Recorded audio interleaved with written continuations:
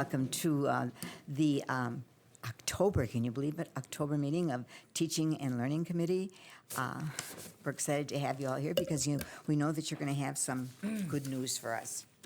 So, has the meeting been posted? Yes, it has. Okay, great. Thank you, Stacy. Are there any citizens in the audience that would like to address the board? Okay, hearing none, then we'll just move along. Could we have approval of the minutes from the September meeting, please? So moved.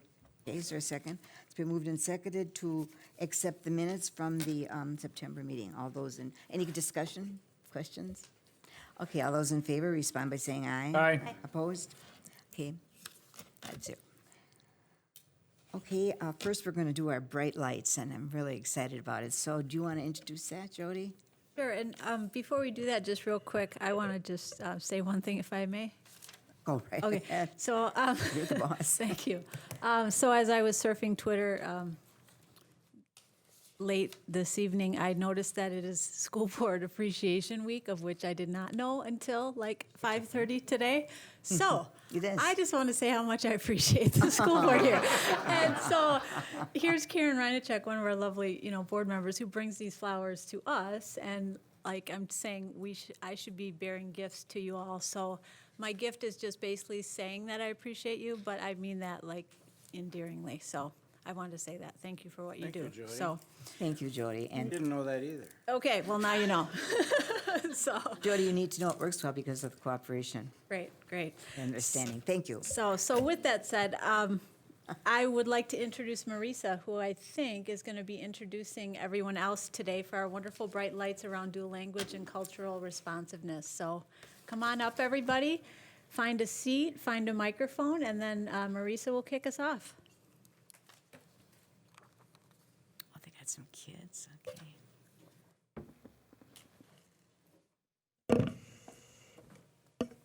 Would you introduce yourselves, please? I'm just getting our presentation. Oh, okay, okay. I'm Chris Carey. I'm the fifth grade dual language teacher at Banting. I'm Adriel Diaz, and I'm a student. Former student. My name is Lauren Kay, and I went to Banting. My name is Jessica Hagan. I am Chris Carey's co-partner at Banting Fifth Grade Dual Language. And hi, I am Marisa Nathan. I am the English Language Development Coordinator for the School District of Waukesha. And so today we are here to share with you our bright lights, and I'm just trying to get it up on the screen here. So if you could just give me 1 minute. Maybe Jessica we'll turn it over to Jessica and let her tell you a little bit about what we're sharing with you today. Great, that'll be great, thank you. So last year, Marisa gave us an opportunity at Banting, Chris and I, in our classroom to be a part of the teaching channel. We had the teaching channel come into our classrooms, I believe, in March, with these wonderful kids sitting next to me, and they did all day long videotaping of different strategies and different lessons in science and in math, highlighting some of the dual language strategies that we work on a daily basis. And it was a great experience, and we're going to be able to share a video clip with you today. Are these two students, well, let me ask the students, do you two speak Spanish? Yes. Really? And can you read and write in Spanish? Yes. But can you read and write in English? Yeah. Well, well. Very well. I'm very impressed because All right, thank you for your patience. So last March, we had the opportunity to host the teaching channel here in Waukesha. We had this opportunity through a working relationship that we have with Sarah Otto, who is an employee. She used to be an employee actually in our district, and now I work with her on the side a little bit. And so we were looking for different schools to highlight on the teaching channel through a project that we were doing together. And I said, well, hey, why don't we highlight Waukesha? We have a great dual language program, and we do great work with our ESL program as well. So we had the opportunity to bring the teaching channel to Banting Elementary and also Horning Middle School. Horning Middle School videos will be out in a few months, so hopefully we can share those with you later this year. But today we're highlighting Banting's dual language program in Chris Carey's and Jessica Haig's room. So they were all part of this experience.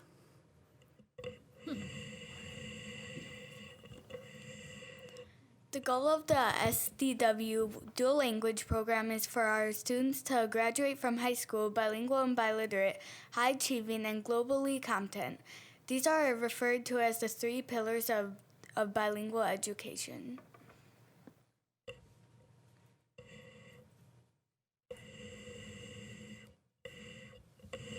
So we have a few longer videos, but today we're just going to share one of our short strategy videos that we got an opportunity to make that was kind of pulled out as we edited our longer videos. So this one is a great strategy that we use with our dual language and English learners called parallel lines. So we're going to show this. It's about, I think, 1 or 2 minutes.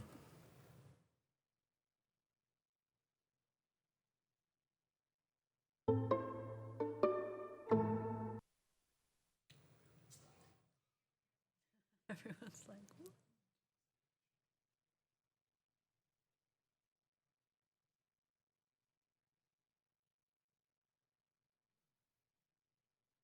Try it again.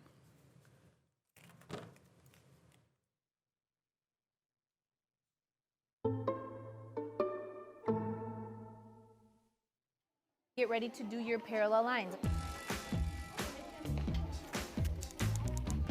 Find someone that wasn't your partner and stand in front of them.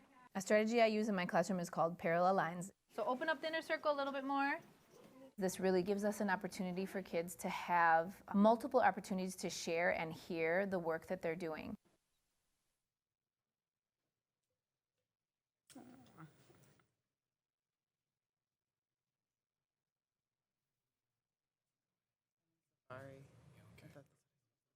Outer circle where they're facing each other. Not only are you sharing your work, but you're also listening very carefully to the way that they wrote or they did their translanguaging. We're going to tell them one thing we really liked that they did very well and give them a suggestion on maybe it would sound better if we did it that way. Okay, so a glow and a grow. Ready? Go. What did your question on? Oh yeah. How do the human beings' needs and wants affect our environment? Humans negatively affect differently ecosystems. I heard that you said, can I look at this? I think it would sound better if you switched human beings and needs and wants. Like you switch them. How do the needs and wants of human beings affect our environment? Okay. I really liked how you said it in the order. I think that was one of your goals. This is why I feel like this is too small of a sentence. Like you can expand it. Outside circle, take one step to the right. Change faces, you're going to be looking at somebody new. Go. Okay. After that, one of the circles rotates so that they're sharing with multiple partners.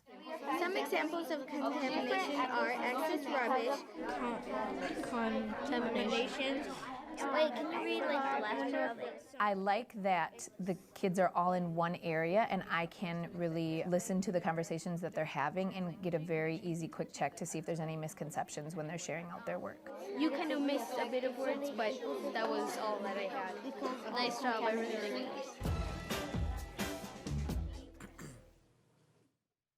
So that was just one of the videos. If you have a chance, I encourage you to go onto the Teaching Channel website because there is a plethora of videos, about 2 longer videos that both Chris and Jessica are highlighted in, and then some of those strategy videos. So if you get a chance, please check them out on the Teaching Channel and feel free to ask any questions to the teachers and students. Thank you. Any questions, comments? Yes. Could the 2 students tell us what grades you're in and when you got started in the dual language program? Question. I'm in 6th grade and I go to Horning. I'm sorry, a little louder. Oh, I'm in 6th grade and I go to Horning. I started in dual language since kindergarten. Oh, so you were in one of the very first programs then? And so was I, but I'm also in 6th grade and I go to Les Paul Middle School and I started in kindergarten. Okay, and you have progressed, in your own words, how well? Really well. Well, I hope so. Now, I'm going to ask this question. I'm sorry, I didn't catch your name. Oh. Lauren. Lauren? Yeah. Are you originally English speaking? Yes. Only?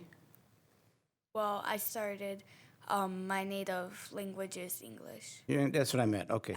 better put than I put it. Your name, and you? My native language is Spanish. I'm sorry, a little louder, please. My native language is Spanish. It is, okay. And you've moved now to sixth grade, so you should be at about the 50-50 mark, right? Are you? Yeah. Good. Thank you. That's what we were hoping for. Great. Well, you students have proved everything that research says about acquiring a foreign language, that the younger, the better. And so you kids started in kindergarten. No wonder you speak so well. I wish I would have had the opportunity, or my students would have had that opportunity. It's just phenomenal. Now, both of you go to Butler, or you go to, where do you go? Where do you go to school? Well, I go to school at Horning Middle School. And I go to Les Paul. Oh, okay. Very good. Very good. Any other questions or comments? Okay. When they start, I'll ask the teachers, when they started to learn Spanish, was it a dual language kindergarten that they were in? Yeah, so this is the third class that started as kindergarten in the dual language program. Wow, incredible. Do your parents speak Spanish at home? Yeah. Yours does, but how about you? Not really. Sometimes we speak Spanish, but mostly it's English. Are you teaching them how to speak Spanish? Well, my mom knows how to, and I'm teaching my dad. Excellent, excellent. Any other comments or questions? Yes. One more question. You mentioned the teaching channel. What's the address for that? Or is that it? It's just teachingchannel.org. So if you go www.teachingchannel.org, and then I believe you can search, like put Banting Elementary or School District of Waukesha, and you'll be able to find the different videos. Or just even, we're like the top videos right now, so just click on videos and you'll see them come up. Of course we are. Do they have your PowerPoint? Because the whole list of videos is right there on the PowerPoint. Yes, and if Ms. Schmidt would like to share the PowerPoint with you, there are links in there, so you can just get to that on the last page, the fourth page of the PowerPoint. If you click on that, you'll be able to get to it through there too. Okay? Well, how many students do you have in your program? Now, we have in our fifth grade program right now 34 students, 33 students combined in our two classes. Last year we had 45. And they're all Spanish-speaking kids? No. Native English and Spanish. Oh, you A mix. dual language, okay. Wow, very good. Greg? To the students, what do you think is the biggest challenge you've faced over the years being in a dual language program? Probably would be trying to pronounce English words correctly. Sure. And probably sometimes it's difficult. You get confused, mixed up sometimes with the words. And sometimes it's hard to write things because there's certain rules that you have to follow in Spanish that you don't have to follow for English, and vice versa. And then just to follow up, any regrets that either one of you have as far as being involved with the dual language program? Your parents probably made that decision for you, but if you had to do it all over again, would you go through the program again? Yeah, I would. Yes. Good. We hear good things about it, so nice job. Thank you. Either one of you, oh, yes, Mr. Hanchek. Thank you. Okay. I got a big flower. What would be your next language you want to learn? For me, probably French or Italian. Oh, I like that. Okay. I might like to learn Italian's a wonderful language. German and Italian. And Italian. And when would they be able to take those? Right now in middle school? Could they start another one or no? The opportunity to take that in high school. Okay. Right. Well, good luck to you guys. Great job. Are you, either one of you, going to continue with your Spanish studies as you get into higher grades? Yes. Okay. Are we even going to have programs in high school for these kids? We do? We are, yes. We are building right now, we're all the way Prove through one of ninth them grade. tonight. No. So now we offer ninth grade biology, and then we also have our AP Spanish courses. Very good. We are building onto that. Very good, because we don't want to let these kids get behind. Absolutely not. It is our goal to keep them bilingual and biliterate, That's right. college and career ready. That's So right. they will That's right. That's right. Well, thank you very, very much for coming. We're very proud of your program. Anything that involves a foreign language acquisition is very important, I think, because we haven't stressed that in a long time in our country. I mean, I never had that opportunity, nor did my children, but now it's important, and I'm just so tickled about it. But look, it's very strong in Waukesha, so Yes, we're you very can be lucky. you can be very proud of your program and your leadership. Yeah, Thank you very much for having us. thank you, Thank you. thank you.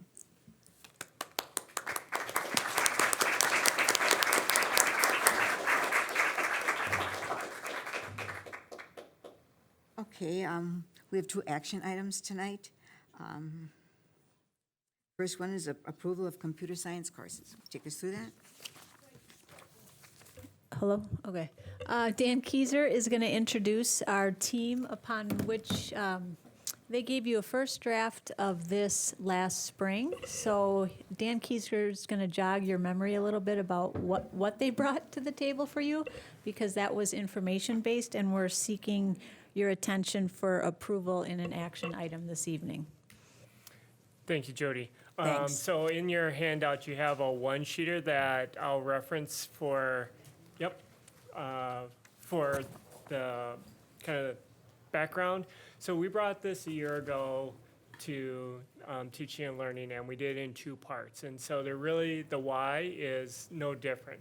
We, at the time, talked about building out a computer science strand in middle and high school, and we proposed a number of courses, and at that time we proposed a sequence of 3 courses and said that this year we would come back for the remaining 2, and that's what we're going to be doing tonight. So both Brian and Dan will be talking about the 2 new proposals, which are located at the bottom, but this continues to be our philosophy of opportunities, elementary and middle, and then beginning in middle school, allowing 2 options for development, both in an app development and a computer science development track. So I'll turn it over to Dan and Brian.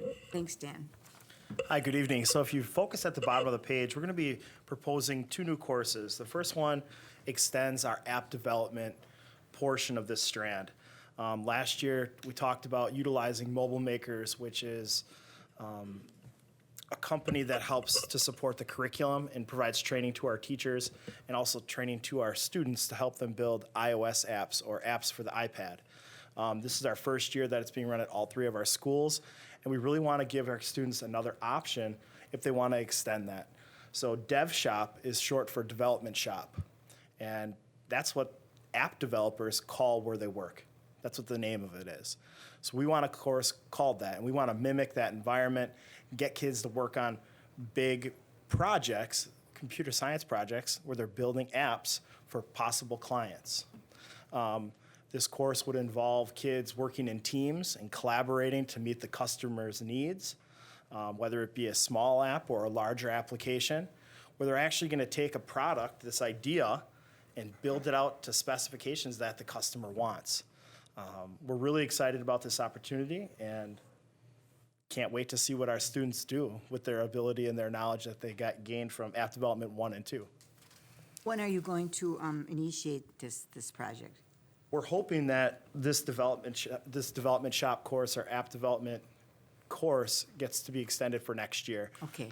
In 1 or more of our high schools. Okay, great. Did you have something to say? I think we talked with the curriculum council tonight about that, and got some really great feedback from parents.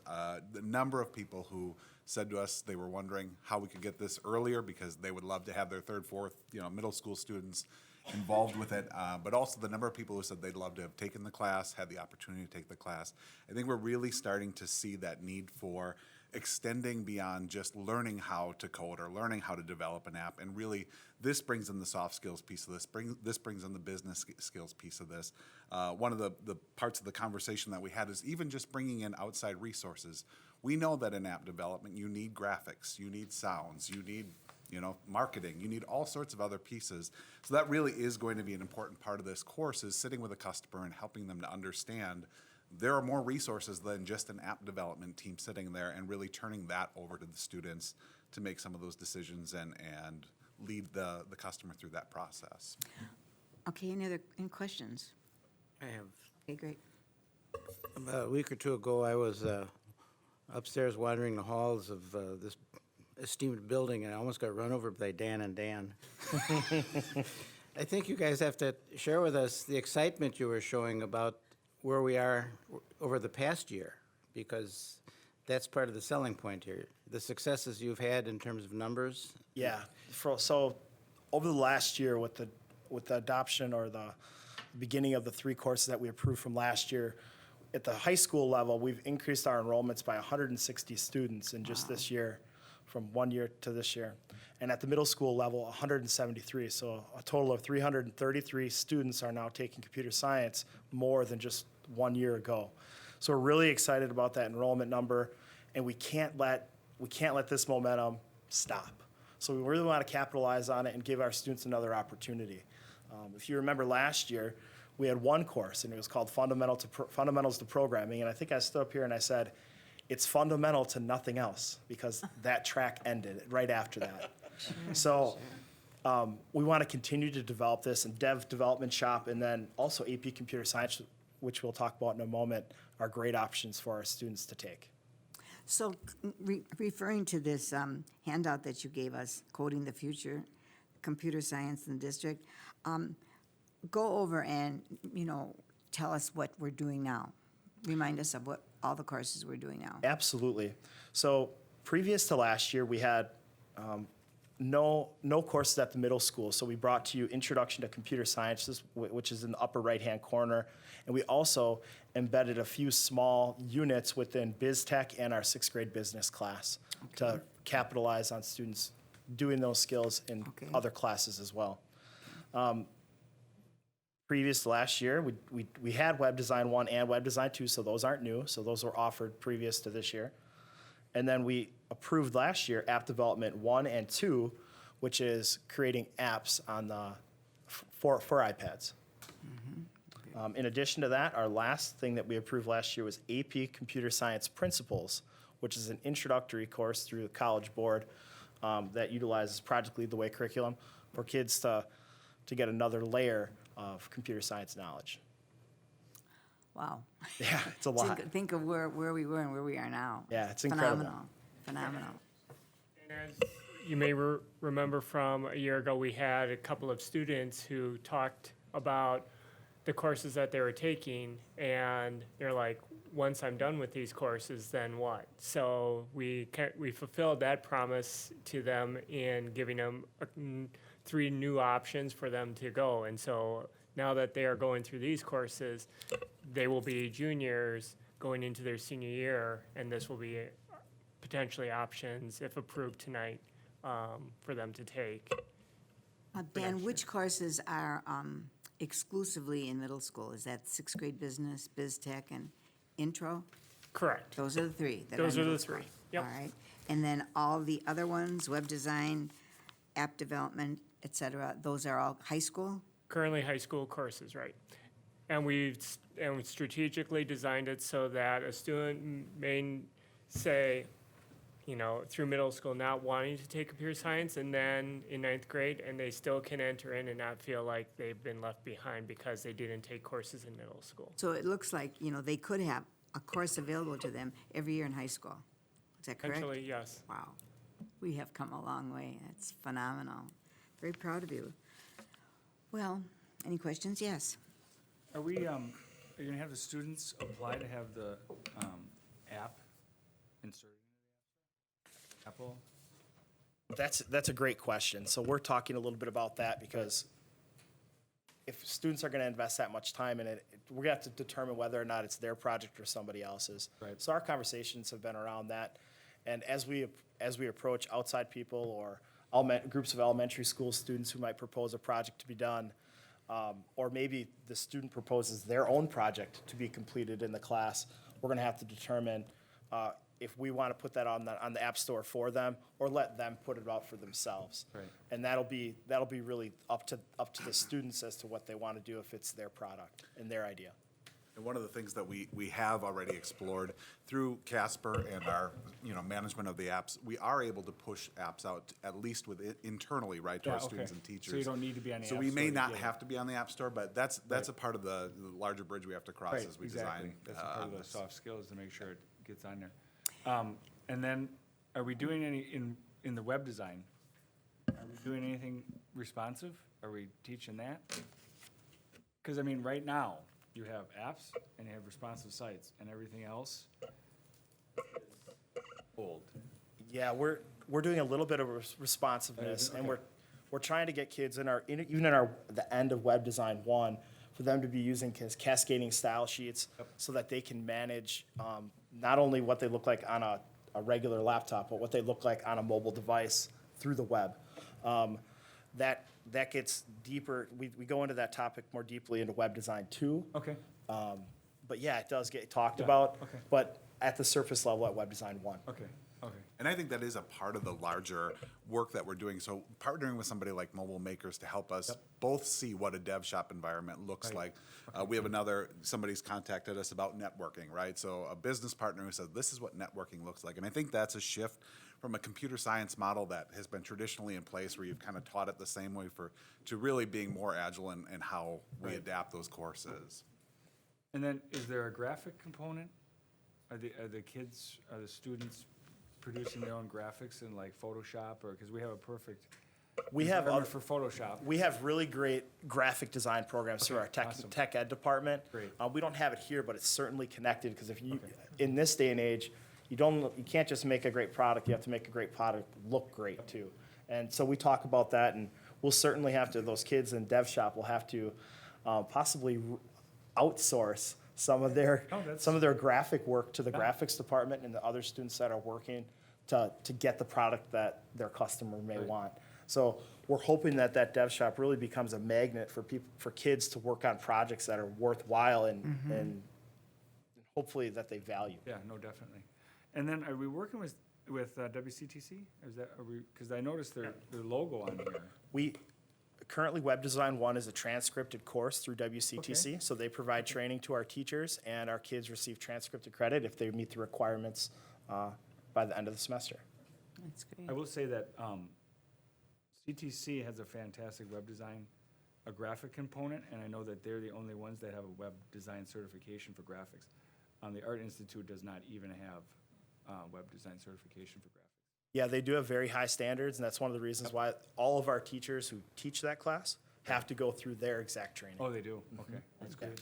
Fantastic. And it's important to also note that this is half of the team that works on this. So we have Molly, who is the new career and technical careers coordinator. So Molly Heilberger, who's replacing Amy Lang, who retired. And so that's our connection to WCTC.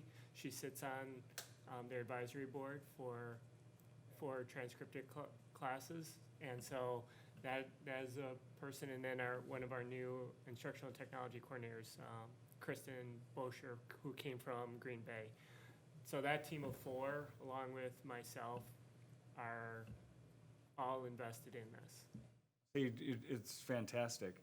The only advice I'd give you is to get the graphic component in there, because I've hired a lot of graphics people, and if you're a graphics person that don't know code, you're not gonna get a job in the computer industry. You're gonna be working at quad graphics on a print. And that's why CTC started that class, because there were so many graphic artists that had no idea about coding or CSS or anything. Well, and I think, Tom Mancuso coming in as the art coordinator, his focus with Adobe, he really is pushing on that. Yeah, I think we're good. going to see some real connections. The counselor we were talking about earlier, we really talked about how there's kind of another web that I think is going to connect, and that dev shop's going to be the center. Yep. Ideally, this course looks like a group of students who've got a larger team around them, ultimately working to build an end product. That really is what the vision for that dev shop is. Definitely, I think it's great. I think that apps are actually the way. I think the websites are gonna be falling off. Great, it looks great. Thank you. I have a question. Are these courses offered at all 3 high schools? With approval, we offer them up to each of the high schools, so students can see them in the catalog, and say I want to take the course. And then through our scheduling process, if there is enough requests, then the section actually runs. So it's a student-driven process as to whether or not the course actually runs, but it is offered. So you're saying that based on need? It's based on need, right? Student need. Very good. And then the web design courses and the app development courses, they're high school courses, right? Okay, and then the other three on the top, business, biz tech, intro, those are middle school? Middle school. Okay, Yep. great. We got it all covered. Okay, and any other questions or comments? Well, thank you. Thank you for addressing a need that exists in our school district. And I'm really proud of all the things that kids have to choose from. So thank you for all your hard work.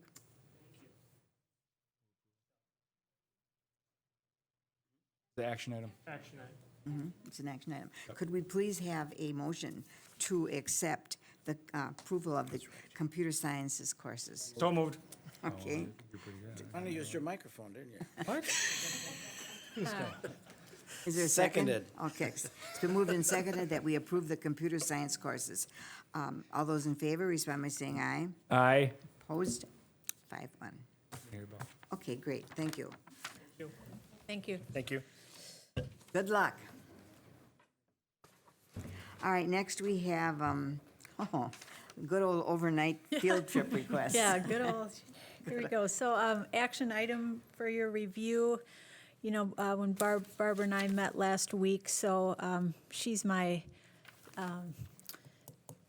she makes sure everything's in order right before we come here, so she does the hard work for you all. So I'll just reiterate, we're asking for your action with South cheerleading, South drama, West High School girls basketball, South High choir and band, Saratoga STEM, 6th grade Camp Whitcomb Mason, South High School drama to New York City, and Horning Middle School, 8th graders to San Francisco, California. So those are the ones, at least we've got our eyes on certainly, and we're asking for approval. I will say 2 came in early, and we want to tweak those in. They were on your table this evening, 2 additional overnight trip requests. For the HOSA competitions, those are both from South. HOSA, to remind you, is the student organization around health occupations, Students of America. Both those trips are routine state competitions, both the states and the Dells, and then should they advance, which I probably expect that they will, quite honestly, they'll be sending a team or some students to Dallas, Texas for the national competition. So we ask as a bunch that you approve those this evening. So we should then add, for your consideration, the 2 that you found on your desk with the other ones that Jody had mentioned. Okay, any questions? I have a question. Yes. And I should have caught this previously to ask the question, but I recognize now that the South High School drama, the first one listed, that's a competitive thing, right? One act festival? Is that a competitive thing? The one act is through the drama club, I believe, the one in Whitewater there. Yeah. But then the one down below, that's totally separate. That's not rolling from one level to the next level. No, correct. That's That is separate. Thank you. That was what Okay. Okay. I missed that. Thank you. Okay, any other questions? Okay, well then, could we have a motion to approve, please? I'll move this time. Okay, it's been moved to approve the 2017-2018 overnight field trips I'll request. second this time. Got it, second. Thank you. Okay, thank you. Any more questions or discussion? Okay, all those in favor, respond by saying aye. Aye. Aye. Opposed? 5-1, 5-0, thank you. All right, next, we have 2 information items, and the first one being AP Dual Language Seminar Course Proposal. Right, so I see a bunch of our members in the audience, so come on up. I think probably Dee and Maria Barreras are going to lead this. Oh, Maria's, oh, goodness. So Dee's got us, so thanks, Dee, for coming to the table again. I want to thank Maria Myers for being here, and I just want to give a special shout out to our 2 assistant principals here. Both Steve Fisher and Kristen Higgins are just providing tons of great leadership in this area, and I just want to publicly recognize that for your support as well, so. And our colleague, superstar in crime, Maria Myers, who is a current AP Spanish teacher at South High School. So good evening, everyone. Thanks for coming together tonight. Tonight we are providing you some information about a course that we are proposing for the 2018-2019 school year. Let me make sure I have it on AirPlay.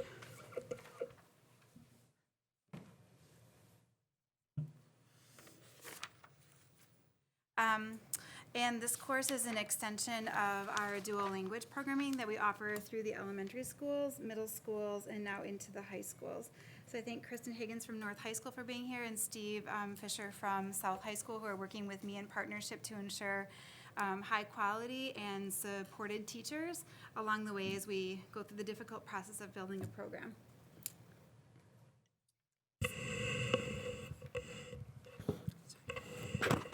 Good evening. Tonight I would like to start by sharing some statistics with you regarding our school district of Waukesha high school students in regards to their advanced placement statistics and just building the why and the need for this course. So in looking at some prior data, we found that in the 2015-2016 school year, Hispanic students were 3 times less likely to be enrolled in an AP course. Obviously, those are statistics that we want to change, thus us being here tonight, one of the reasons why. Along with that, we also discovered that in the 2016 school year, the Hispanic students that participated in AP classes did equally well as all other students throughout the district who participated. So again, data that we're very proud of, and we would like to see more widespread throughout our high schools. Equally exciting news is that in 2015-2016, our Hispanic students that were part of the AP Spanish language and culture test, 100% of them met benchmark. The reason why this data is so important is because it demonstrates the fact that our Hispanic students are capable and they're thriving in rigorous learning environments. Yet, unfortunately, we've noticed a large gap. Our Hispanic students most recently are still lagging behind their counterpoints, and there's a 5-point difference between them and their counterparts when we're looking at their 11th grade ACT scores. So just some information to think about as we move forward. Interesting. We give you this data to start out with because we believe that there is an accessibility issue in terms of our students being able to access the highest and most rigorous coursework that we offer in our district, but when they do access those courses, they do quite well. So we'd like to talk a little bit about the promise of dual language and how the promise of dual language programming is an active strategy that we have put into place for several years now to attend to gaps that would have been created had this program not been in place. So what you see before you, yes. I have a question related to the last slide before we get sure. too far. The 5-point gap, is that across the board? Is that Hispanic students compared Yes. to All other Caucasian students. All other students, okay. Yep. Is that, what does it look like for Hispanic students that take AP? Is there a gap for? That's a great question. I'm going to jot that down because Okay. I don't have the answer to that. Okay, What but I that's can not tell for you- students that take. Right, but what I can tell you, Pat, is that last year we graduated 47 students with the seal of biliteracy, and of the Latino students that graduated with that seal, all of them had to demonstrate high levels of performance on the ACT assessment as well as on AP or the Apple assessment in Spanish language. So the fact that we had such a large cohort of students that were high performing in both English and Spanish seems to communicate to me that there is a link between high levels of literacy in Spanish and high levels of literacy in English. Yeah, I would And so I haven't compared that yet, but it's something that I could look into if you were really interested. Yeah, no, I would like to know if there is a gap or between the Hispanic students that take AP courses and all other students that take AP courses or all other students, period. Because I think that the AP course study probably prepares them better for the ACT test. The rigor, I would hope it does. because they have to take a test. Maria prepares They them. have to take a test Yes. Hi. for the AP. Hi. It's extremely That will be preparatory. me. Yeah, and we will get into that a little bit further. Okay. But you're preparing us for the conversation we're about to have for sure. So if you can remember, our dual language program starts at the 4K level, and it is 100% Spanish immersion at the 4K level. And then goes into the kindergarten and first grade is a 90% Spanish immersion, 10% English immersion. At the second and third, it's a 70% Spanish immersion and 30% English immersion. And then by fourth grade, half of their core subjects are taught in English and half of their core subjects are taught in Spanish. That is the elementary definition of a dual language immersion program. At the secondary level, which begins in sixth grade, we have full programming at Les Paul, Butler, and Horning Middle Schools, 6th through 8th grade, and the programming is slightly different. The definition, the minimum definition of dual language programming at the middle school and high school level includes daily Spanish language arts and one content area in Spanish. So throughout the middle schools, they have the daily Spanish language arts, and then they also have science as the content area instruction in Spanish, because most of the science language transfers very easily to English. We think that's a huge value add. We do have one rogue U.S. history course taught in Spanish at Butler Middle School, which is also quite successful. At the high school level, which is the topic of conversation tonight, we're also looking to ensure that our high schoolers have a daily Spanish language arts opportunity and that they have a daily core content area course taught in Spanish. And that's where we are here today. When we look at our high school courses, what we're able to offer is a 9th grade advanced placement Spanish language and culture class. We offer that at West, North, and South. And then we offer the next step, which is Maria's forte, which is advanced Spanish placement literature. She's been teaching that now for 2 years. This is the second year, and we've added this course also at North High School. We do not have an opportunity at West High School for students to access that course, so at this point, the district is transporting students to either South or North High School so that they can get into that course. At present, we only have about 6 to 8 students annually who are attending West, and it just has not been enough to open a section. So what we're proposing to talk about today would be the 11th grade step in Spanish language arts through the opportunity that is offered to us through the College Board's Advanced Placement Seminar. Down below, you can see the daily core content. We just have that biology piece in place right now. The 10th through 12th grade pathway will be under construction indefinitely, depending upon attrition of teachers and the ability to hire people with both the language and the content skill to teach in our high schools. Okay, so the AP Language Seminar is a course that's going to be taught entirely in Spanish with bridges to English. And what that means is that students will learn all of the critical skills and all of the instruction will be in Spanish. Our belief about this, our knowledge about this, is that when students learn these things in Spanish, they transfer very well to English. What we are also seeing is that original learning done in English does not always transfer back to Spanish as easily. So what we want to do, as the arrows suggest, is create a firmer foundation for our juniors in the academic skills, which you'll see in the next coming pages, so that they're able to make richer transitions to English, but that also they continue to support their ongoing and deepening biliteracy. We will be in partnership with Highland Park, Illinois High School, who has been running this course. This is their second year of running this course. And we are hoping that with our partnership through them, that we will be able to become approved through the College Board in the future.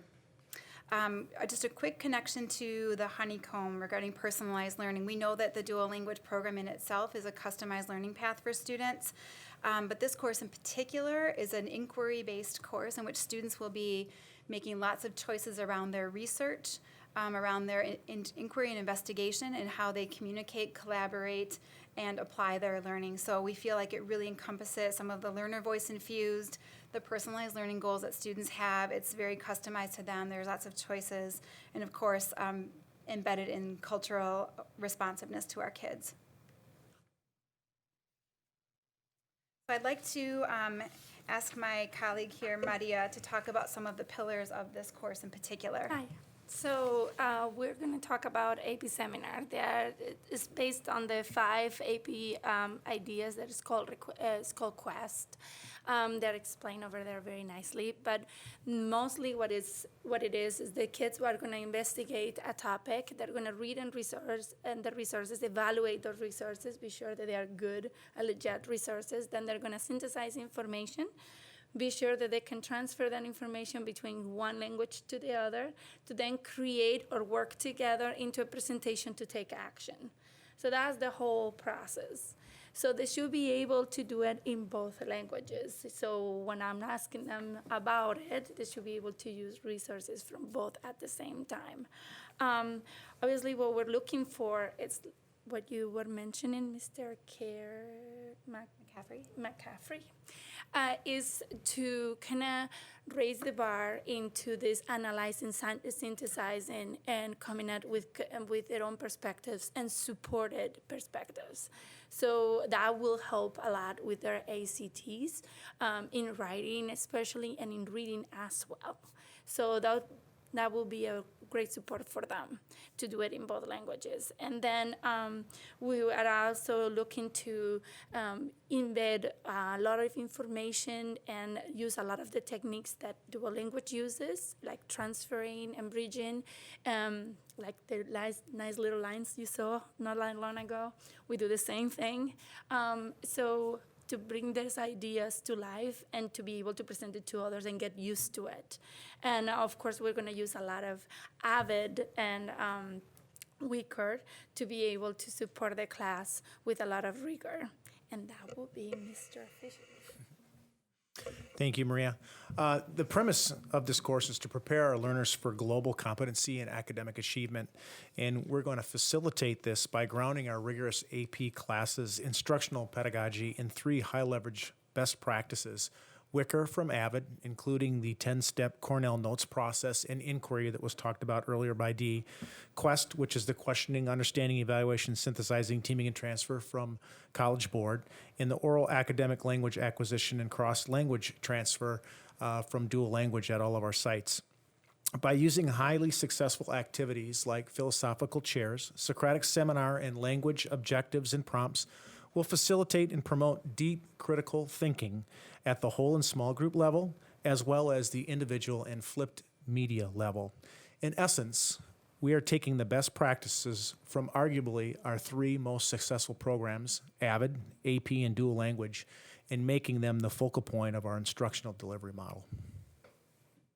I want to bring you back to some of the research outcomes, which could be School District of Waukesha outcomes, if that's what we will it to be.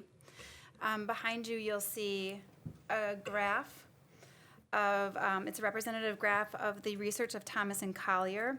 They collected 250,000 data points of students enrolled in dual language and English immersion instruction. And what you can see with the blue bars would be the mean performance of all students combined and then split in half, the 50th percentile.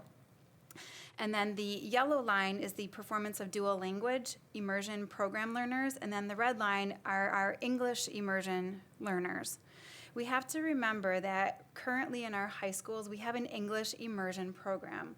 A student goes into algebra and is not bringing all of his or her linguistic resources to algebra. That child only brings English. So for some kids, it's really, they're coming into class like this.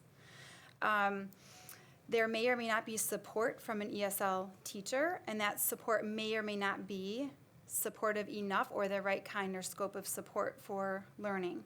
And so when we look at this graph, what we can see is that the long-term outcomes of an English-only sink or swim program yield some of the lowest academic outcomes across the nation. And that the promise of dual language, and I'm talking about a 7-year continuous program for any student that should enter at kindergarten, at 6th grade, at 8th grade, that there are 7 consecutive years of a research design model for dual language produces outcomes like the ones you're seeing in this table. Can I ask a question? Yes. Because this bothered me before when you're doing the 5-point gap on the ACT. Yep. Have you broken down the ACT into the disciplines? For instance, your example of the student going into algebra class, in high school situation today where they can't use their Spanish at all. And I'm wondering if the ACT gap is universal across the spectrum of disciplines, or if it's math, or if it's science, or. The You see, ACT am I making myself clear? I know what I'm thinking of. You're wondering if it's English language arts, if it's reading, if it's writing, if it's math, or Where's if it's where science. is the gap? It's all. It is all. It's all. So the English part of it is as bad as the math part of it? Yes, and what I have found is that sometimes there's differences between English language arts and reading. Like the English Okay. language arts might be a different outcome than the reading score would be. But I don't have that specific all right. data for you tonight. If that's something that you would like, I'd be happy to share that. Sometime we'll talk about it. It'd So- be interesting to know what the gap is, because the 5-point gap, that's a composite score, Yes, correct? sir. Yes. Mhm. I'd like to know, I think that's a good question, Bill. So I'd it's like to know telling me- what the gap is on all the subjects. Because in the AP side of it, you said that the Spanish kids were doing equally well. Right. Yep.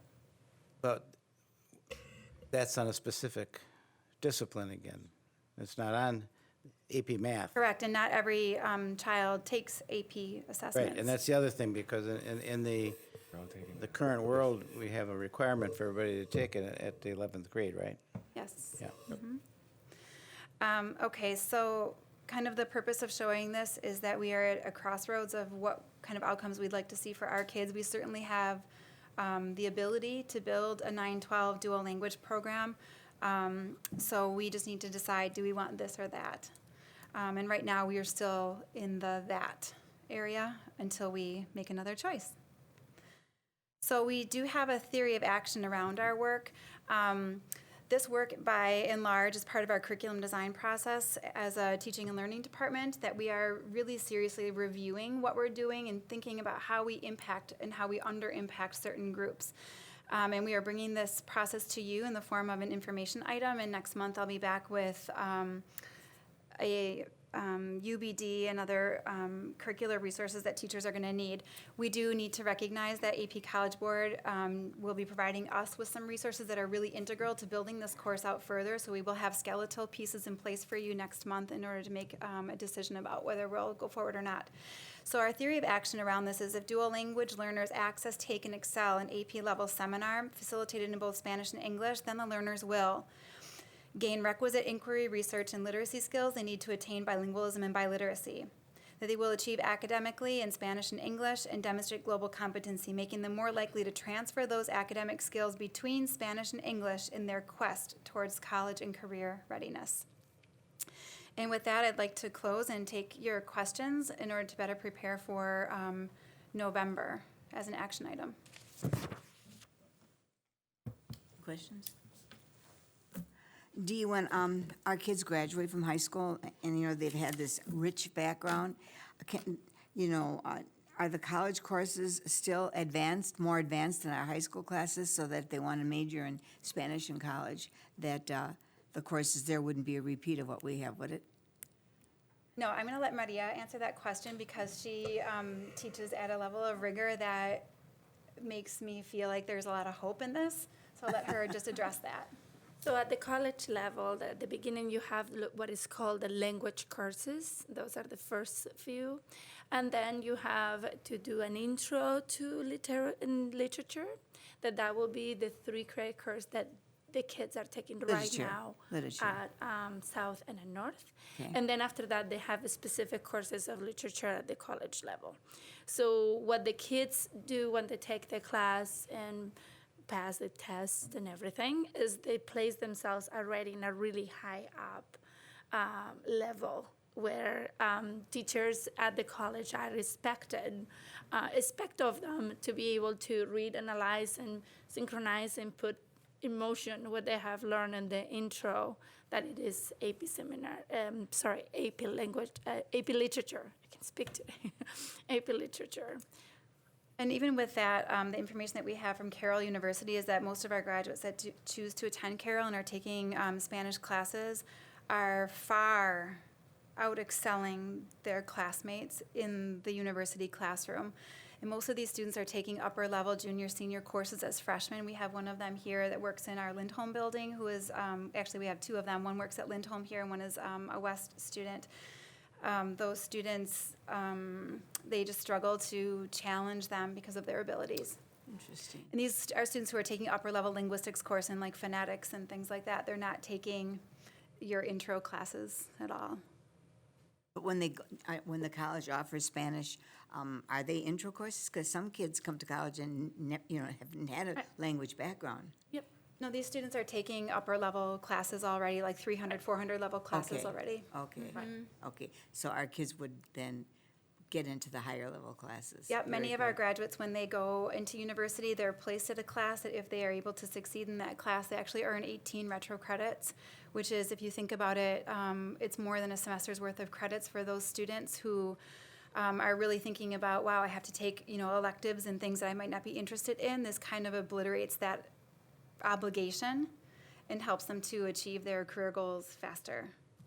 Do these students realize, or I would hope they would realize, the importance of being very sound in speaking a foreign language after they get out of college? I would think there's many, many job offerings, but do they realize that? Well, I hope so. We do talk about the importance of using the language properly, the importance of academic language in both Yes. English and in Spanish, Uh-huh. and the importance of using and presenting in anything they do. So not only you're writing an essay for me, but you're writing it properly with the right rigor and language. So if you had to do it for some other cause, you will be able to do it as well.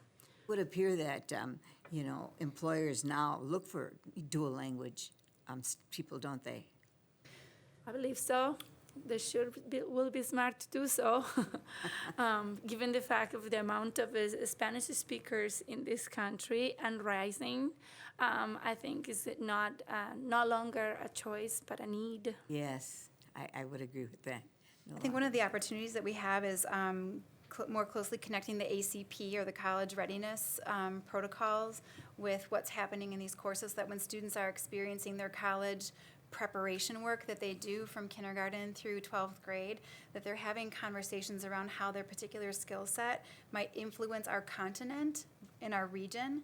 I don't know that we are that tightly aligned yet, but there are conversations that need to be had K through 12 around how this specific, not only linguistic ability, but this multicultural ability they have to sell stuff to people that have different cultural ways of living and backstories and things like that. I mean, it really puts them in a unique position. I remember well thinking about the immigrants that came to the United States at the beginning of the 20th century, and it wasn't real acceptable to speak foreign language, and so they let their foreign language go. And now I see school districts taking on language to prepare students for a world that needs and wants Spanish-speaking students. So it's wonderful that our students have this opportunity. It's great. Would you say that what we offer here in Waukesha is comparable in other school districts around here, or not necessarily? No, we are, we far I thought so. I thought exceed the opportunity. We far exceed the support, and we far exceed the demand. I mean, we have lots of demand, lots of opportunity, lots of support, and we are a quality program. It's really hard to find models where we can go and learn from others. Sure. Because what we have found here is that we have such a high quality and significant investment in what we've done that we just think like we do it better, basically. I would agree, yeah. Our teachers come back feeling like, wow, I really self-actualized, like I am a really quality instructor, I'm very strategic, and it can't be said enough that the women that you saw earlier today, some of them are coming out to New Mexico with me in November to the dual language meeting out there called La Cosecha. New Mexico has a state law around dual language being required, and they will see in comparison to New Mexico, Oregon, Washington State, that what we offer here, in spite of the climate perhaps, is extraordinary. Interesting. Very good. Question. Yes. So this seminar course will be structured like all AP courses where you take a test? Yes, there are three main units. This is a great question. There are three main units of study, and there are units of inquiry. So students are exposed to skill-based instruction, but are generating inquiry-based questions and research in small groups or independently. They have 3 opportunities to show their learning throughout the school year. 2 of those opportunities are graded by the teacher, who might be Maria in the fall, and submitted to College Board. And then the last one is a performance assessment that the College Board provides, and the students will have to go through the entire research-based process with, I believe it's 2 or 3 reading articles and how they support one argument together, so they'll have to bring those 3 together. The concern that we have at the moment is that College Board is not recognizing this course being taught in any language other than English. So we are working with a partner down in Highland Park, Illinois, to help encourage them to be more responsive to the students in the 21st century. Do you have any idea what courses the local colleges will correlate with this AP course when they get to college? Because I know that would be high on some parents' minds, I would imagine. It seems nowadays people are more interested in what they're going to get out of the course than the educational value of it. Yeah, I don't know how a university would correlate this course. I know that ongoing and consistent literacy experiences across a variety of content areas is going to make a student like Lauren, who you saw here, much more flexible in her language use, which is going to encourage her to obtain higher scores on any placement test. I will also say, with the addition of this course, students will take a series of 3 AP level courses and will qualify for special AP type diplomas upon graduation. So that in itself shows significant personal investment into one's own achievement and perseverance. If I may add, also when these students are able to collect information from different sources, analyze and write and perform in 2 languages, I don't know that there is a course in college that will do that, but I can tell you it will be blowing college minds. And not only that, the placement test as well. Yeah. There is a placement test for retro credits. And we're also looking to raise their ACTs. Well, that is pretty much an ACT exam in English and reading. They have to be able to write really well and to communicate ideas and to synthesize quickly. They have to be able to do these skills. What we're providing for these students is the opportunity to do it in both languages. And if they are not already performing in English the way we want them, then what they need is the other half that we're forgetting. They are a whole because they have the 2.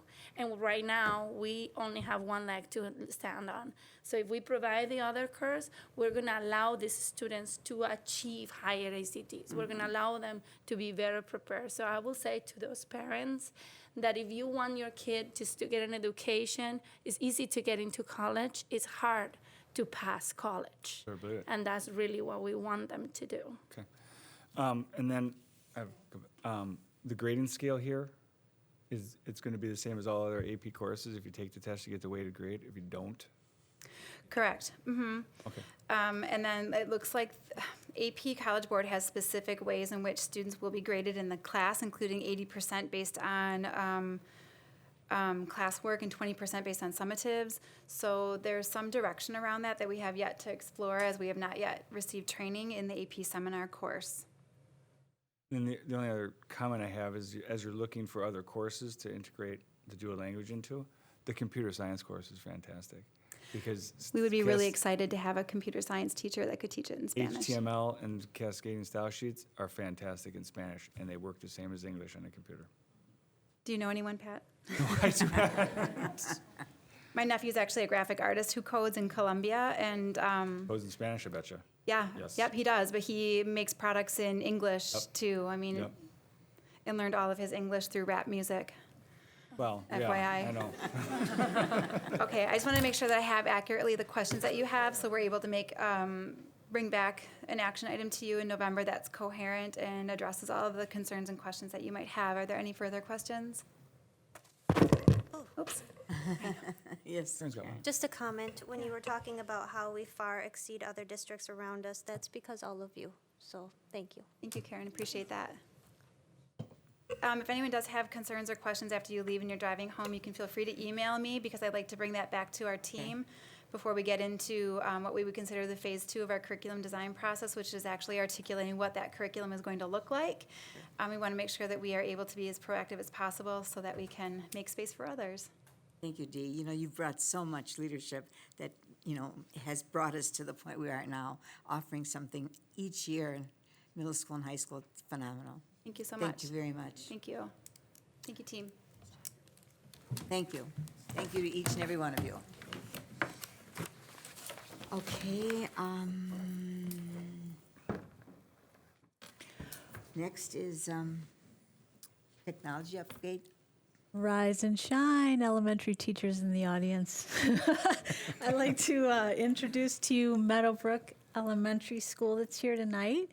Jessica Wagner, our principal, is going to do the honors of introducing everybody. And I just want to reiterate, thank you so much for being here. This is, again, our ongoing effort to update the board on really technology and how it is impacting student instruction right. across our system. So Thank you for that. Welcome, everyone. Thank you for having us. We are going to take about 10 to 15 minutes of your time tonight. I am joined by Leah Sappa, art teacher, Erin Conforti, grade 5 teacher, Wendy Anderson, grade 3 teacher, and Ann Blado, grade 5 teacher. And these teachers are teacher leaders in our building. They have served as part of our Vanguard team, which really bridges that gap between curriculum and technology. And how do we infuse technology into our regular instruction while making learning opportunities for students engaging and exciting. So with that being said. Thank you. We are here to kind of present technology and how it's engaged our students and enhanced that instruction throughout our school and lots of different subject matters. And I'm just getting on AirPlay.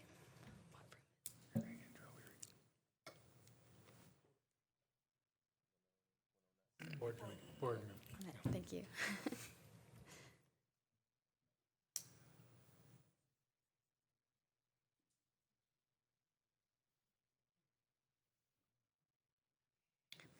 Trouble.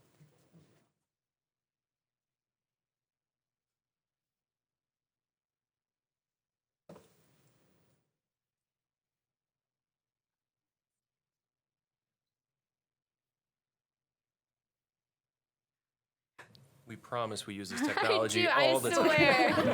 She's presented technology. Yeah, I know. Okay, It's it's just the nerves rolling off the back. Okay, we're good. So we're going to talk to you tonight about a number of the different programs that we use across all of our elementary grades. Next one, please. So one of the first things we're going to talk about is Book Creator. I'm going to turn it over to Leah. Yep. I use Book Creator in the art room as a form of digital portfolio. So I do talk on the standpoint of how to design, especially like the front of the cover and their pages. Elementary students really love to do like rainbow letters on like black background. And so I try to push that envelope of like, okay, well, how easy can we read? Because our communication is key when it comes to explaining our thinking. So not only does Book Creator allow them to explain their thinking using text, but they also have a voice feature. So instead of typing it out, they can explain their art project. I've had them use time-lapse videos that they've integrated into Book Creator so that they can showcase like what they're learning or their process visual of how they made their art piece as another aspect of it. And I use the digital art portfolios as a platform for student-led conferences, especially in the springtime when they come in and present to their parents. But it's also something that's an ongoing process that they can take home with them and showcase what they're learning in the art room on a daily basis, because I see them twice a week. On the flip side, we also have other grades that are using Book Creator in different formats, such as second grade math and showcasing their thinking about how to answer different problems and come up with that. So I have 2 different pictures kind of letting you know how that works. All right, this is another way to make thinking visible, and it's using Padlet, which is kind of a digital bulletin board, and kids can pin their thinking on it for the whole class to see. Then you can take this page, and you can share it with family, share it with another class, and there it goes. On this particular Padlet, we did some app smashing, and the teacher is also using an app called ChatterPix, where you can take any photo, draw a mouth on it, and then talk as though you're that thing. And they are sharing their thinking about how land changes. So we're going to try to play one of these, I believe. Hello, my name is Tom the Tsunami. I make fast changes to the land. Did you know that the largest tsunami was 1 foot tall? Tsunamis are named in China. When I'm done with the land, I give a flood. That was Thomas Tsunami. So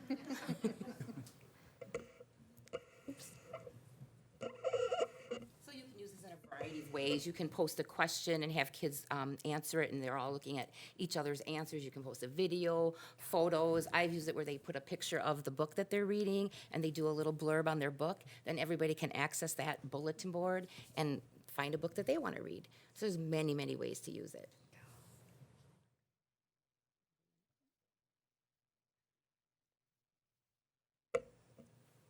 They were just gonna go back.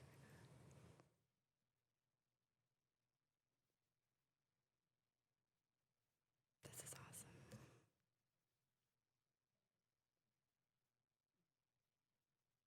Okay. Oh, no, and back. There you go. Next slide. All right, so my students every year in science do balloon car races, and one of the things that we've done to kind of take it to the next level is I had the kids do interviews with each other, and they're able to talk about things that they did in the building process, but not just the building process, it's also like the mistake-making process and how they're fixing those things. And one of the ways that we used technology was to film this, and the kids used iMovie. So this is kind of one of our first experiences with iMovie. And kind of one of the big things was not just having an iMovie, but then turning it into a YouTube video, which then they were able to post on their own YouTube channel. So we'll just take a real quick look at this. This is our balloon car, the Eagle. Love the graphics. Our Eagle has very many different materials. Our first one is the CD. We use that for the wheels so they won't cause very much friction, very thin to go fast. Our second material is the straws, which we put these dowels through. And the straws were part of the And we're super thankful for our new library at straws and Meadowbrook. through the wheels to make Also, sure that 'cause you can hear my voice in the background there, and now we've got some nice rooms where we can do some recording where it's going to stay nice and quiet. The next, we've got an example of where we've taken things to the next level, and we've got iMovie that we are using with green screen. One of our big projects in 5th grade is a milestone project, which is very self-directed, where the kids are really picking something that they want, and then they go through a whole entire process of like researching and explaining what they're doing. And you can see just from the beginning of the year when we started dabbling with iMovie, with what I was doing, to what my teaching partner Ann Blado was able to get them to do with this self-directed milestone project. So.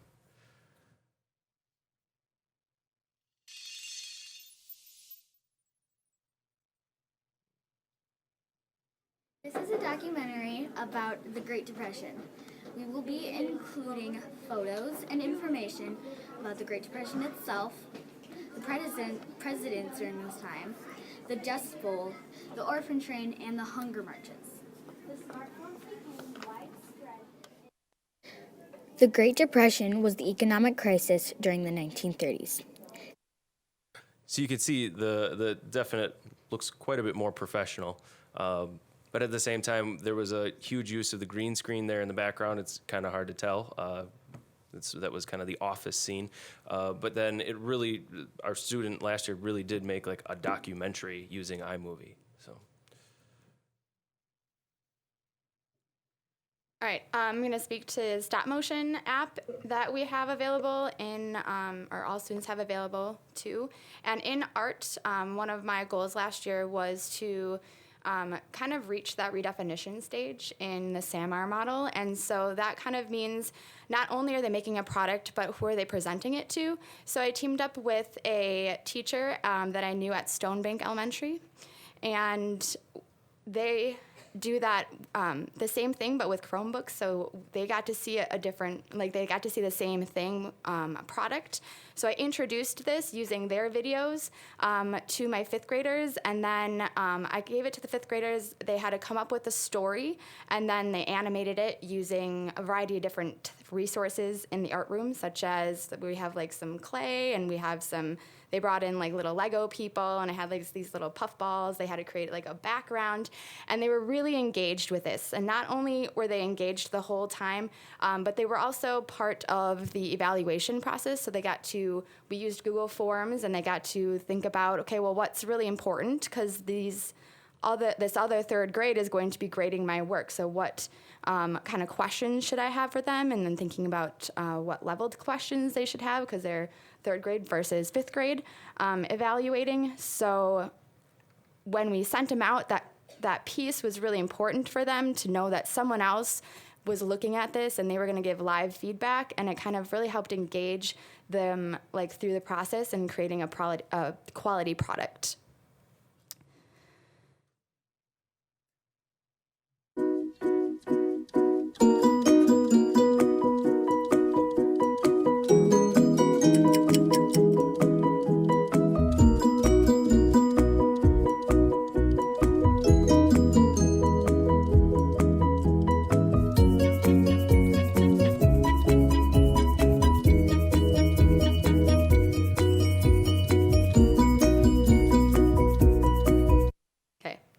A little snippet. It goes on for another minute. And it's like super cute too.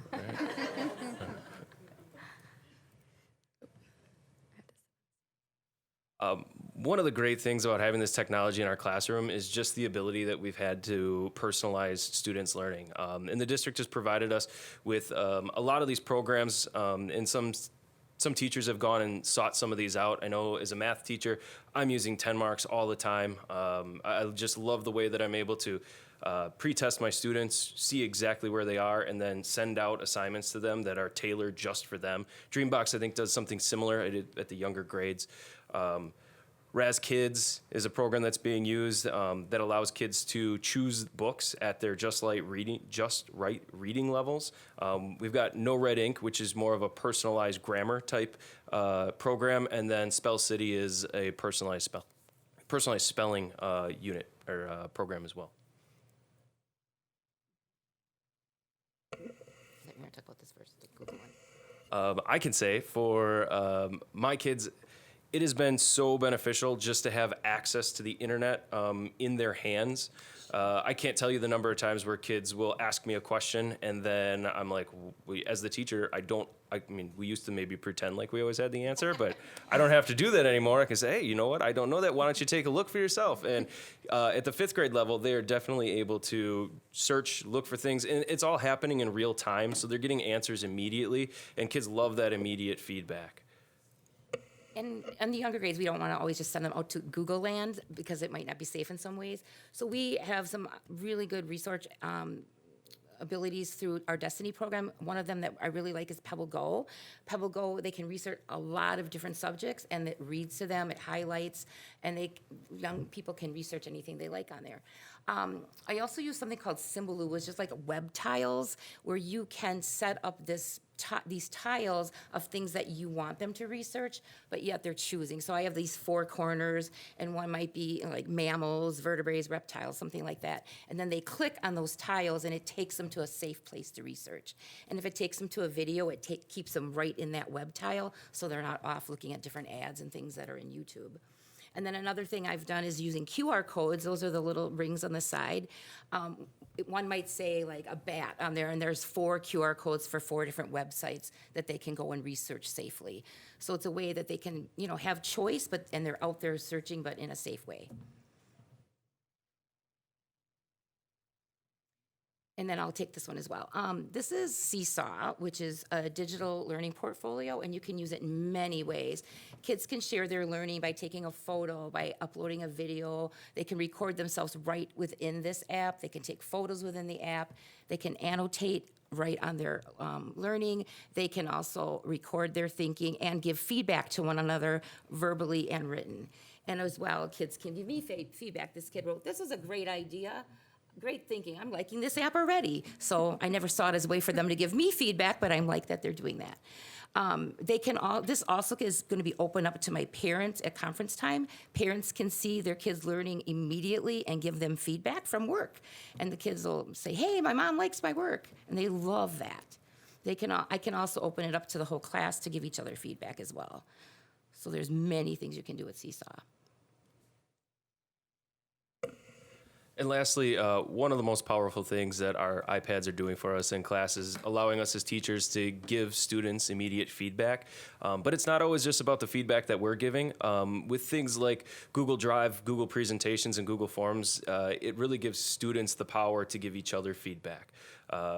They can type on one document. I know we do a lot of presentations in math, and I've got 3 or 4 kids working on the same presentation at the same time. And some of them will be working on one page, and other students can go to another page. And it's just a great collaboration tool.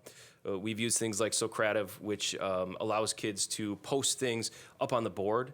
And everybody can see what they could respond to a question together. And students are going to be able to see what other kids are thinking in real time. Kahoot's another fun one. It's very much like, it's more game-based, where you can give them a question, and then the faster they answer, if they answer correctly, they get a good score. And so there's just one of the best tools that we have that go along with this iPad is the immediate feedback that students are able to get right away. And again, it's all happening in real time, and it's happening at a level that they really enjoy because they get to see things right away. And with everything moving so fast-paced nowadays, it really keeps up with the kids.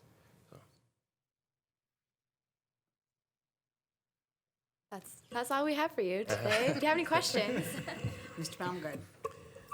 I have a question. It's going to be hard for me to figure out how to ask. But one of the things that the board has wondered about, I'm not sure we've really struggled over it, but we've wondered about it, the use of technology, obviously. We've been supportive of it all along, but we do have questions periodically to the point of, are the kids benefiting that much by it? I hear what you're saying. They're getting immediate feedback. They've learned a whole bunch of new things. There's no question about that. But if I were to take this group of kids and give them a test that was run maybe 10 or 15 years ago for that same grade level, would they do better at that test than the kids that did it 15 years ago, or would they have lost something in the process? I don't know if you can answer that. Anecdotally, maybe, but this is one of the things we struggle with. We support it, we believe it, we funded it. Mm-hmm. Is it, besides giving them new things to do, did we lose anything? Or are they still more competent? Not still. Are they more competent, the kids from 15 years ago? Does that make sense? Yeah, it definitely makes sense. And those are conversations we've had at our staff meetings. They're conversations we've had at our Vanguard team meeting. One of the neat aspects of Meadowbrook is, as we've implemented the technology, we've really focused on maintaining a balanced approach towards using technology. We don't have the kids on iPads all day long. They're not looking at a screen all day. They are interacting. They're using that iPad as a tool for communicating and collaborating together. So in many ways, I think we've enhanced their skills the skills of collaboration, those 21st century skills, in a lot of ways. By giving them more opportunity for choice in learning about topics or subjects that they're interested in, I think we've motivated them in ways that we couldn't do without access to the technology. That's a good point, too, yes. And I think kids who are inspired are going to seek the knowledge at a much greater acquisition rate than kids who aren't. And, thinking back on my own education, I'm 49 years old. And so You know, I didn't touch a computer until I was in high school, and Crying about that fully. I'm not crying about that one at all. But I think back on the opportunities, you know, to sit and go through a library and try and find books on subjects that I was curious about that we didn't have access to because our library was too limited. We've eliminated that barrier through the use of technology, and so I think it has made a world of difference in the opportunities that we're giving kids. The language conversation you had tonight with the people that were presenting their course options, I think the technology is giving them more access to those types of things as well. So when you talk about dual language, our emphasis is in Spanish, but what about the kids who want to learn other languages? The technology makes it possible. So I don't know if I've fully answered your question, but I've given you maybe some things to consider. You've given me more insight into the positives. I guess I still wonder, did we lose anything? Did the kids lose anything? And maybe they didn't. You know, I mean, again, can they spell, grammar, do mathematics the same way the kids did it 10 or 15 years ago? Those are great questions. And I think some of the things that we've been implementing have helped bring some of those things back, because I know as a teacher I felt, you know, maybe we lost the kids are losing the ability to understand the structure of the English language with grammar. And so we've been brainstorming as a team and working on solutions for that. And in 5th grade in my classroom, we use the tool of noredink.com. It's an online personalized, the kids have a high ability to personalize that site to things that they're interested in, but then the site will use those pieces of information to pose questions and engage them in ways that I wouldn't have been able to do with a worksheet. You brought up one subject that there's at least 2 of us in the room remember doing. Yep. And that's how we got pretty good at grammar. Yes. Diagramming sentences. Barbara and I are probably the only 2 people in the room that know about that. Oh, no, I know. Oh, we got a couple more, yay! But, yes. you know. You're not that old. So. But that's a point. I'm glad you bring it up. Are we maintaining a good use of how to use our grammar, how to write grammar, grammatically correct, things like that? And You are at my for school. a while there, it was missing. Pardon? I said they are at my school. All right. Thank you, Jessica. Former English teacher. Yes. Thank you. Yes. But you understand our Absolutely. concern. And I don't Absolutely. Really, that's a strong word, but we wonder.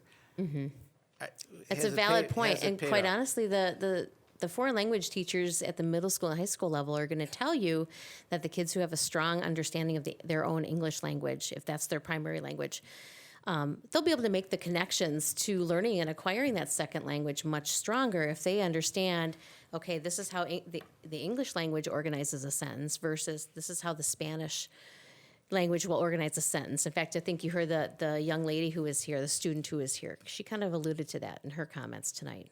Yeah, I think you're right. Thank you. I think it's also important to note, though, that our school is committed to engaging students and offering them these extraordinary learning opportunities. And so being part of the Waukesha One Sail team for the last few years, I've struggled with some of the conversations that have transpired with regards to staff members being resistant, being apprehensive. And I can tell you that we're committed at Meadowbrook, and if you took those devices away from the teachers and from the students, we would definitely feel very badly about that.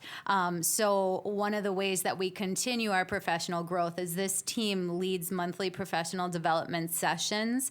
One of the things that we did as an entire staff last year is we committed to taking the TDP course in SAMR and what that means to grow on that technology ladder and redefine opportunities for students. And so, I guess it depends which school you talk to, but our kids are more engaged, and I like that Anne brought up that it's a healthy balance, because it really is. I do too, yeah. But I really appreciate you bringing up the fact that we had, and we know this, there was some resistance over the years to getting into this mode of education. And I guess one of the things, you say it's gone at Meadowbrook. Or less, I don't know what you mean. I would say it's the teacher leadership and the buy-in, and it's taken a while, absolutely. So we've had these devices for 3 or 4 years now, and from your involvement in SAIL, has the resistance across the district gone down a little bit? I think hope? we're taking steps in the right direction Okay. in developing people and communicating the purpose around Waukesha One. Good, I hope. Thank you. Any other questions, comments? Yes. It's not a question, just a comment. Oh, well, a few comments.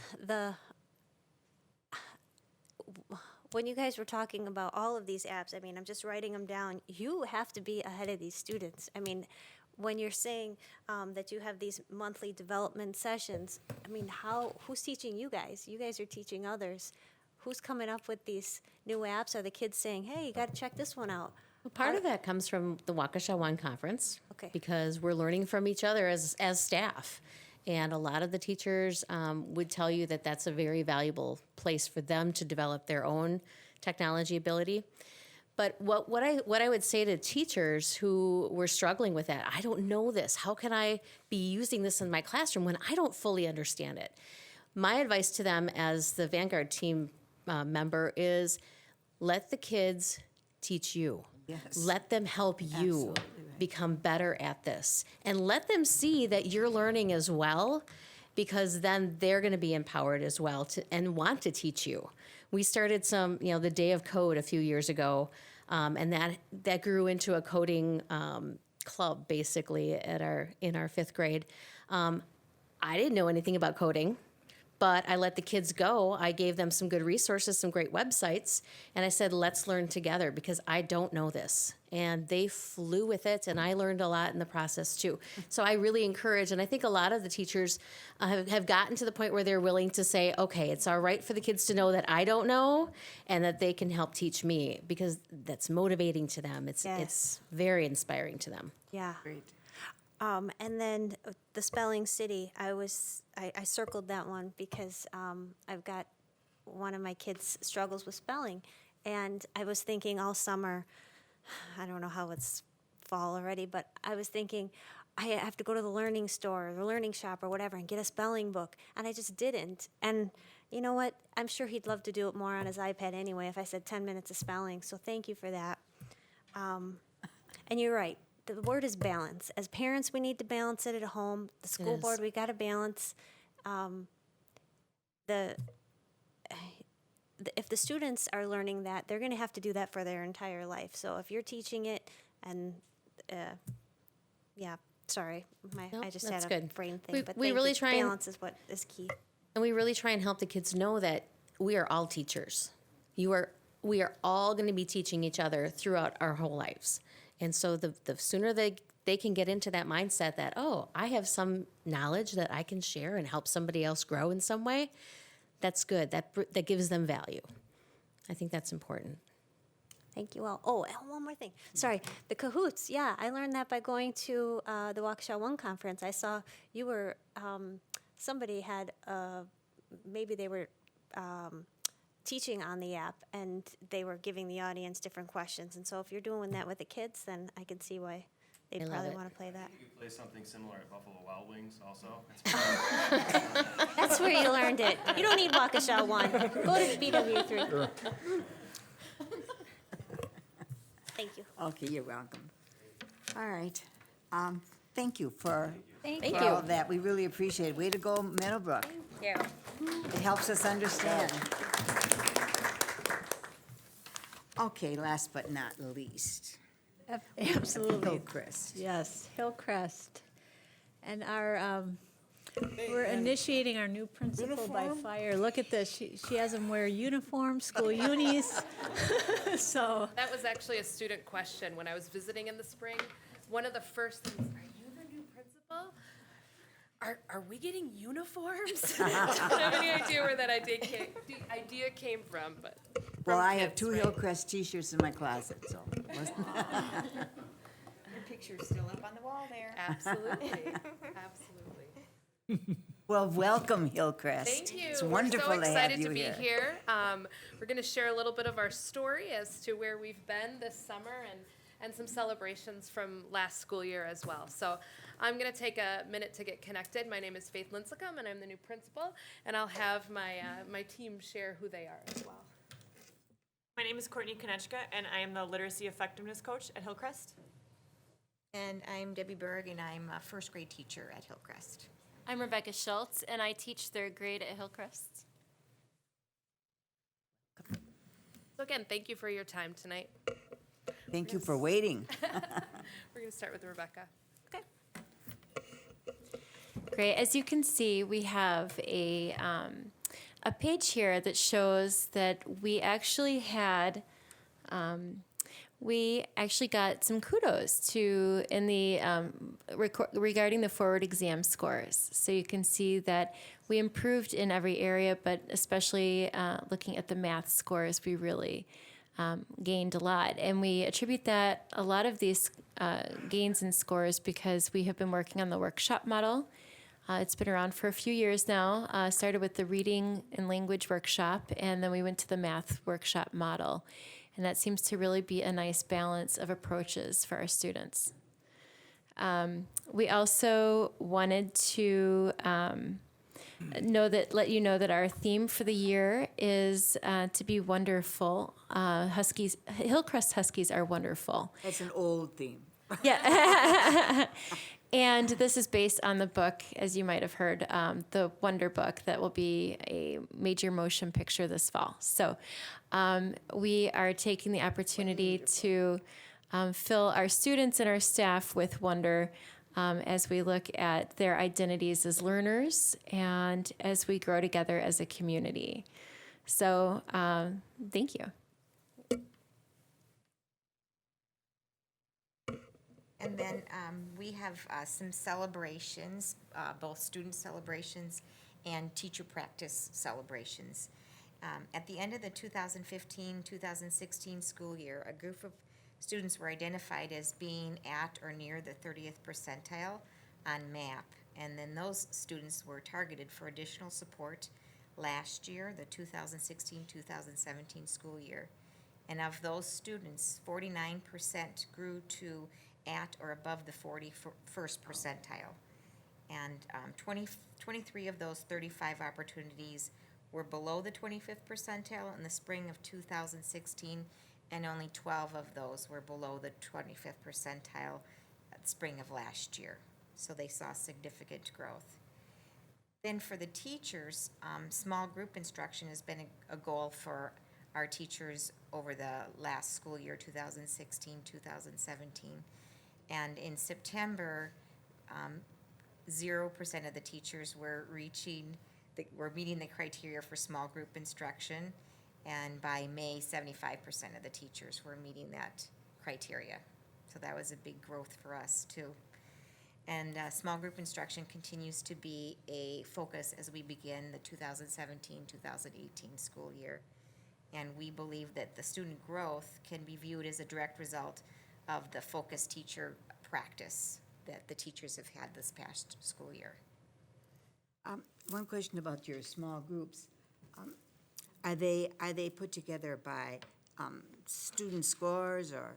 Yes, they are? various assessments. Pardon me? Various assessments, formative assessments, AVMR assessments.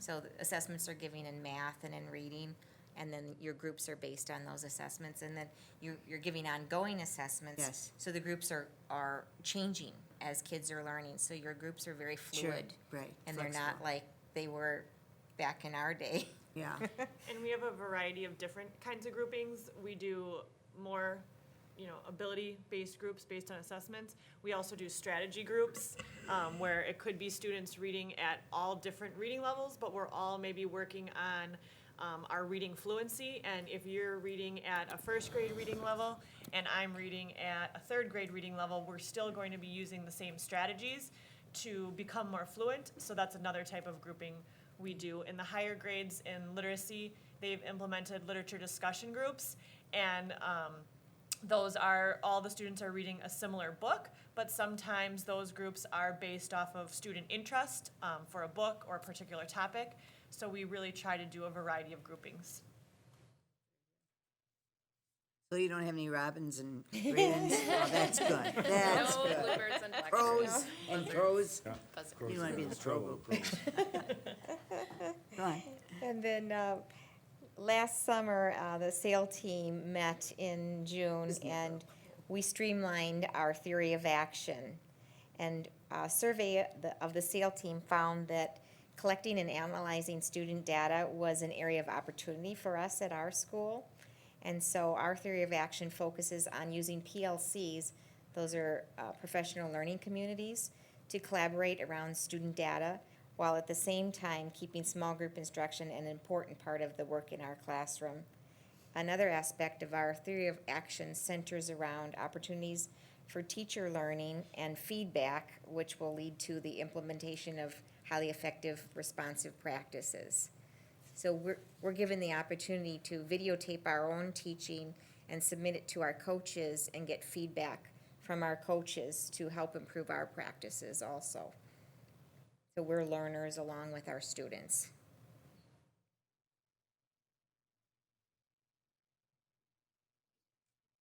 And then the Hillcrest staff, we're in the process of relaunching our professional learning our communities. We have, is it 6 new teachers? New teachers. So we have to do a relaunch of professional learning communities, which has been actually great for all of us. So we've had discussion that define the terms and the protocol so that all staff are using the terms and procedures consistently. And we've identified areas in our PLC model where we have collaborated effectively in the past, and we're building on these areas of strength as we do a relaunch. And we've also discussed the importance of collaborating and effective and authentic manner as we collect and analyze data and identify and prioritize needs, and then we can plan for effective small guided groups based on this data.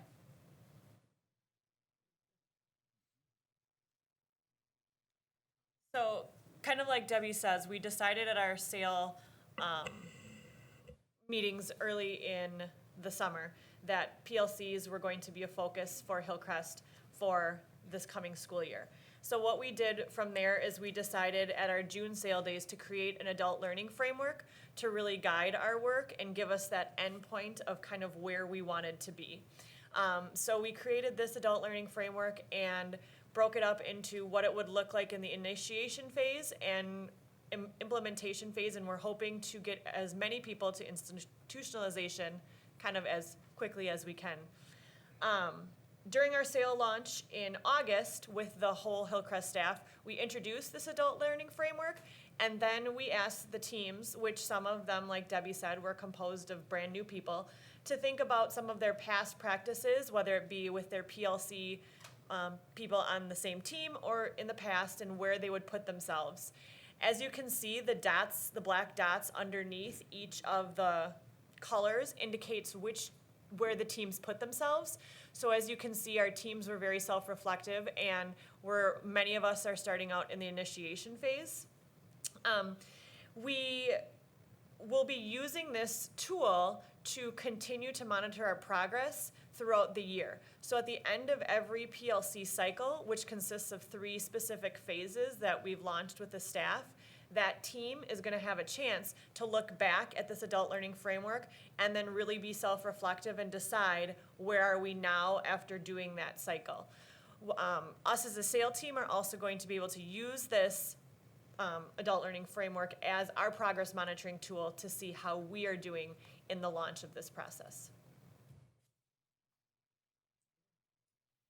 So from the SAIL work, we decided, like we've been saying, that our 2 big goals are PLCs and small guided groups at Hillcrest. Like Debbie said, small guided groups are being focused on again, as we had in last year. So we are really in a good spot with that as well. Our work is, for both of these foci, are really aligned to the honeycomb from the Institute of Personalized Learning. And because in order to have effective PLC conversations, we need to start with student data. And the student data that we are looking at is including MAP data and running record data and our AVMR data, but also we're really digging in to get to know the learner at Hillcrest, and we've already done that throughout the month of September, and we're going to continue to do that throughout the year, but we have a really great data bank so far of profiles of students, different inventories students have completed, great observations from teachers. And Hillcrest has a wonderful opportunity to connect with all parents through listening conferences. So we have a lot of data about our learners to really get to know what helps each learner learn best. In the small guided group aspect, we are taking our PLC time. One of those phases is really a planning time where teachers can get together and say, we are planning this small guided group for some of our most under-impacted learners, and what can we do to help these students continue to move to the next level.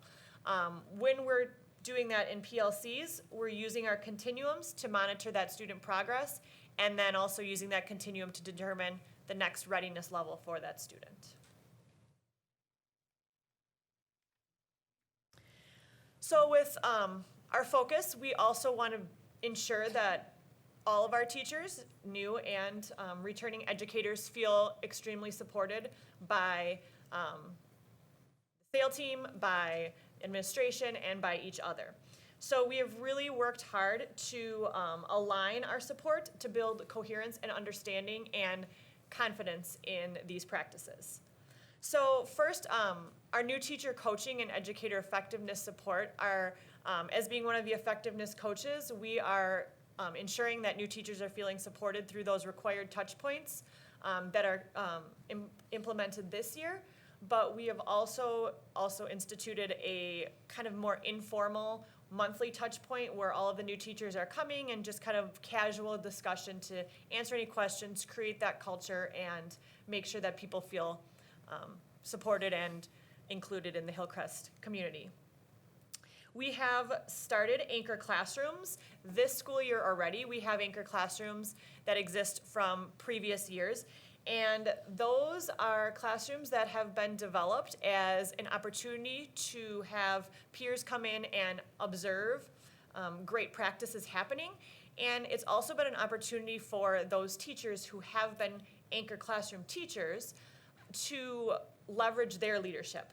Some of these anchor classroom teachers are connecting with those new teachers or adding insight during PLC meetings. So really, we're building leaders within our schools through that process. Our Hillwell collaboration is our connection with Lowell. So we've kind of connected our two names of Hillcrest and Lowell and came up with Team Hillwell. And we connected with Lowell because that is the other school that myself and my other effectiveness coach split between. But really we wanted to increase this collaboration between the two buildings to allow people to feel more supported, to help teachers understand that somebody is in this together with you. Both of our Hillcrest and Lowell are smaller schools, and in some grade levels that are specializing, there may only be one teacher teaching literacy or math at that grade level. So in order to make that person feel connected and supported, we wanted them to know that somebody else was there for them. We wanted to provide that meaningful connection and allow them to be able to plan around students and around that common curriculum. We have, like we said, professional learning communities, and those this year are really going to be focused on setting small goals for a specific number of students. And like I said before, we're really going to focus on those under-impacted students and how we're going to get those students to the next level. We also, our PLC teams are made up of vertical teachers, so we may have a third and a fourth grade teacher together, or a kindergarten and a first grade teachers together. So that's really going to help ensure that we are seeing that rigor as students go up through the grade levels. We also have our culture team and our Vanguard team, and all of their work has been connected to the theory of action, and that's ensuring that we are engaging learners and supporting teachers to once again build that coherence and alignment. We have a lot of great things happening at Hillcrest and looking for new ways to share that out with staff. So in addition to measuring our progress in those adult learning frameworks as our PLCs are growing and our practices around small guided groups are growing, we want to have ways to share that information with our broader community. We have our new website, thanks to the School District of Waukesha, so much easier for parents to access, and it's fully integrated with the resources that the district provides. We have a digital newsletter that is shared monthly that parents can access, and with a lot of embedded links for resources for families. And then for periodic shares of information, we also now have a Twitter page and a Facebook page to help push notifications to families. So we're just getting warmed up with some of those pieces, and look forward to providing opportunities for two-way conversations with families as well, continuing the work with Site Council, continuing the work with PTO, and purposefully asking for feedback once a trimester as to how are we doing with where your child feels about their experience, how are we doing as a system for communicating and helping you understand the work that we're doing as a staff. And as Courtney and Faith have alluded to, we've had many supports, not only for teachers, but also for parents and children. So you can see here we were having a lot of fun that first teacher day back, getting to know each other. We were in a big inflatable pool, thanks to Faith, and a lot of conversation balls to sit around and discuss with each other. Because we know that creating a culture of communication and collaborativeness takes a little time and investment, and that's what we have in each other. And that's why we feel we are all wonderful together.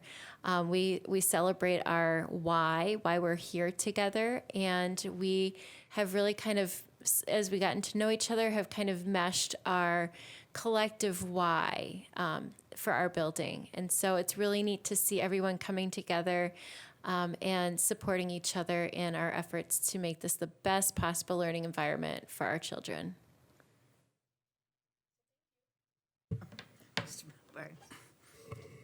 I had a question that you've already answered. Okay. I appreciate that, and I have another one for you too.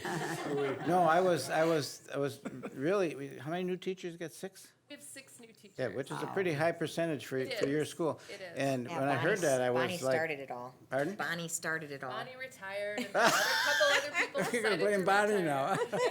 now. But I was running in my mind some questions about what you were doing about these teachers, but as it went on, I found out how you were involving them in all of your efforts and helping them. And one of them's here tonight. So Oh, you're one of them. The fact that she's Well, I ready would not to have guessed. participate in But sales and share thank you part for of our answering story, that we question really early. The other one deals with the fact that someday we have to have a dual language program for academics, staff, and non-academics, because we don't understand all your language. What's AVMR mean? AVMR is Advantage Math Recovery. And so that is kind of it's the piece in math that we've had for a while in reading. It gives us some assessments so we can do check-ins with kids around their understanding of numbers and how they work. And it also comes with some really strong instructional practices. It has activities and strategies that we can use to provide support. So those tools, those assessments, and Rose has really been embedded in that work the last couple years with training all of the teachers across the elementary teachers across the district with that. It's been powerful for moving kids forward with math. Thank you. Yes, and I very support that. Yeah. Yeah, very much support that. Well, you know I'm extremely proud of you. Well, thank you. Extremely proud of you. I watch, Hillcrest's progress with great interest, and I just want you to know that I think you're wonderful. Thank you. Yeah, we're fortunate. You are. Yep. You are. Well, thank you very much for being with us tonight. Good job. Appreciate what you're doing for students.